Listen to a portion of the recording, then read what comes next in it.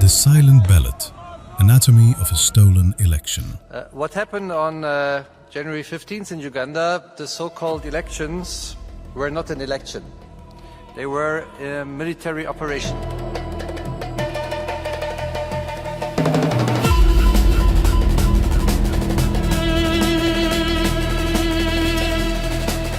On January 14th, Uganda went to the polls. To the world, it was another democratic exercise in the heart of Africa. But what unfolded was not an election. It was a meticulously orchestrated state operation. A theatrical performance of voting designed to legitimize a pre-written conclusion. Look at the impunity. Look at the injustice. This is Uganda police doing this. But we shall never give up. We shall never give up. We shall be free in our country. You can do all that, but it will come to an end, to an end, to an end.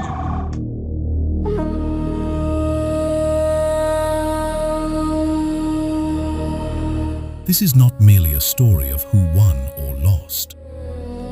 This is the anatomy of a rigging. Kyagulanyi Sentamu Robert 2,601,150. And on February 10th, 2026, in the European Parliament, the anatomy was laid bare. This is not democracy, it is criminal. The rigging did not start on election day. It began months, even years before. The environment was carefully engineered. Opposition rallies were banned, blocked, or violently dispersed. Look at what the military is doing to people. Candidates were arrested on spurious charges. A climate of fear was the first ballot box to be stuffed.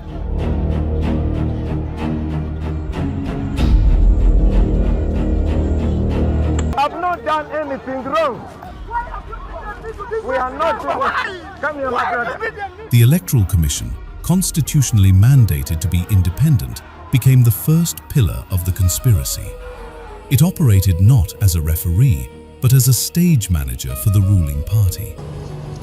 As you are aware, today, Thursday, the 15th of January 2026, was polling day for the presidential and parliamentary elections in our country.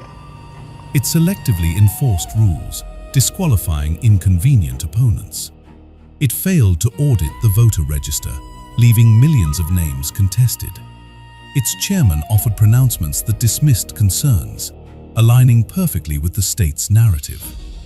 Its weakness was not an accident. It was a prerequisite.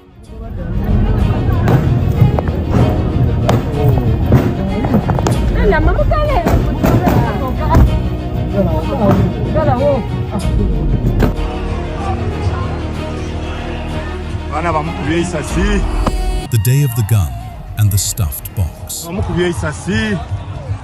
Election day revealed the brazen militarization of the democratic process.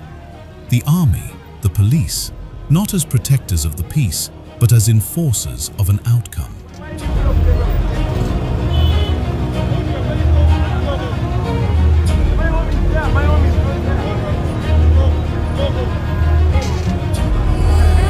In opposition strongholds, voting materials arrived hours late.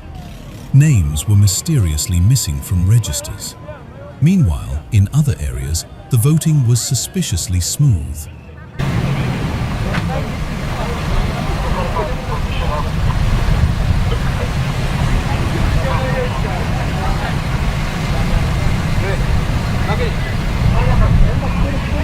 Impossibly fast.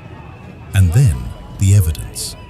In numerous districts, trusted local officials and citizen observers witnessed the unthinkable: ballot stuffing.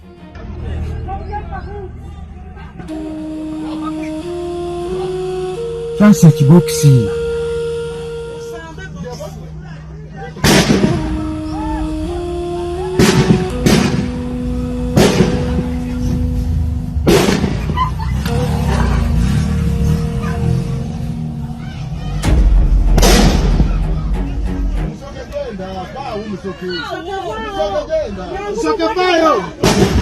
Bags of pre-ticked ballots arriving in private cars, not official election vehicles.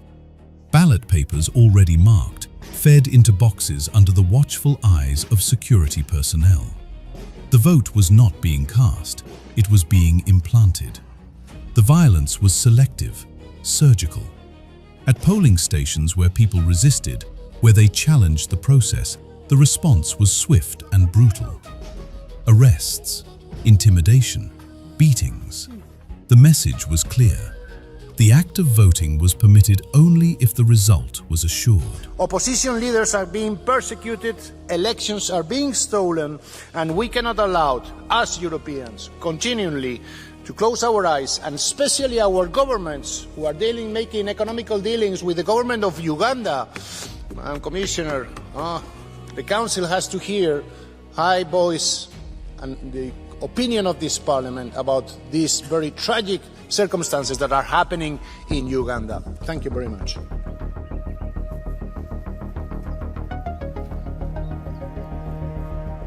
As polling started, the final, most critical phase of the operation commenced.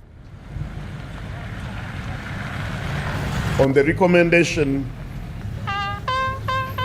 strong recommendation by the Interagency Security Committee, the Uganda Communications Commission has directed all licensed mobile network operators and internet service providers to implement a temporary suspension of the following services.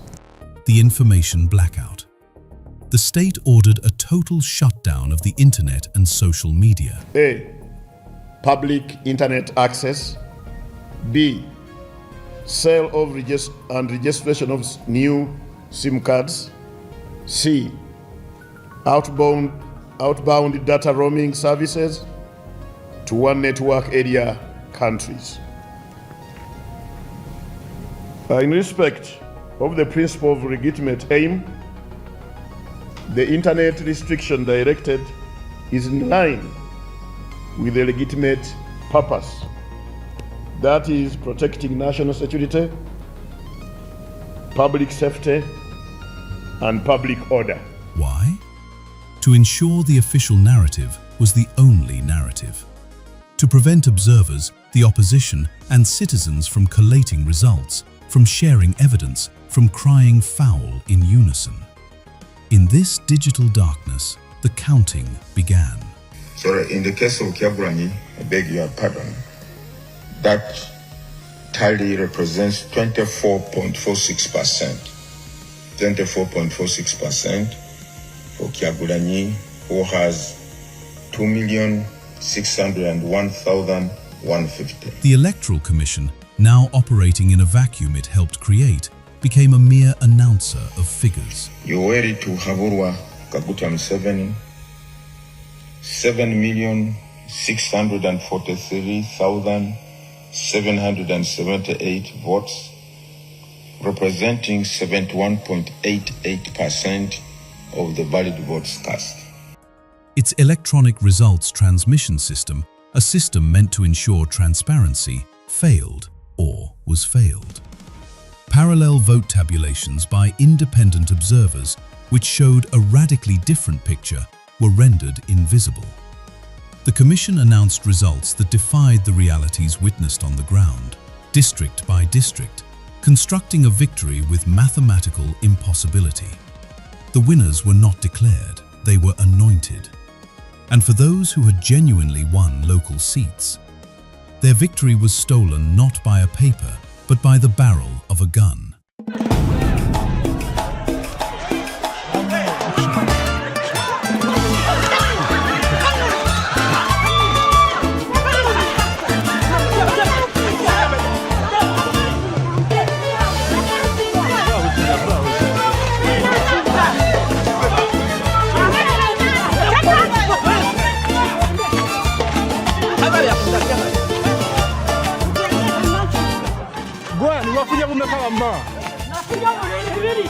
Oli wawa gwani? Musameza Fatima nasobuka. Oh wawa. Owe kalangala Paris. shit. Angasikwa yomkhazi. Angasikwa yomkhazi.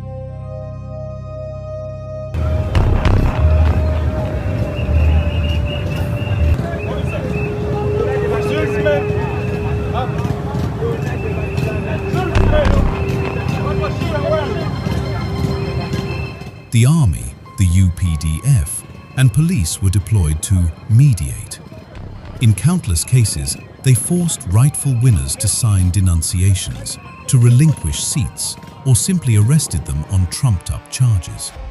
The will of the people was mutilated by state-sanctioned force. So, what do we call this? It is more than cheating, it is a conspiracy. A conspiracy where the electoral body provides the facade, the security forces provide the coercion, the judiciary often provides the rubber stamp, and the state media provides the fanfare. Each piece of the state apparatus played its assigned role in a play written to ensure one outcome: permanent incumbency. And I thank God for keeping Uganda safe and for keeping you safe also, you, our commanders and our soldiers. The issue of strategic security. The evidence is in the traumatized silence of whole communities. It is in the stories of the abducted, the disappeared, the beaten. It is in the haunted eyes of a woman who saw her vote thrown away. The system is designed not just to win, but to demoralize, to make citizens believe resistance is futile. But here, in this silence, something else grows. Memory. The memory of the cues, the hope, the stolen slips, the crack of a baton. The memory of the truth.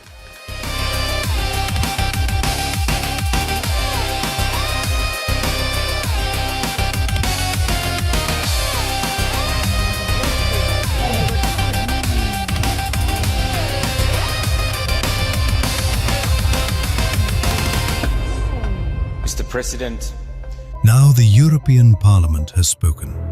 They called a motion for resolution. They have testimonies, a declaration that what happened in Uganda did not happen in a vacuum, unseen. This documentary is a piece to keep and a reminder. The regime may have the guns, the money, and the temporary power to mute a nation, but it does not own history. Uganda's president, who has been in power for more than 40 years, this is not democracy, it is criminal.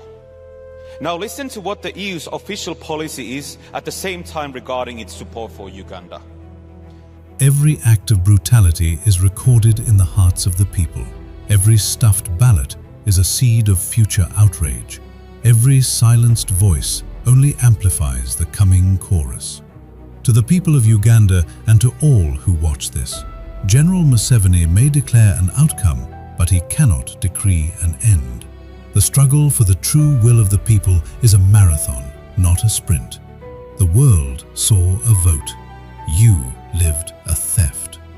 Remember it, document it, share it, hold it close. For in that act of remembering, you begin to reclaim your future.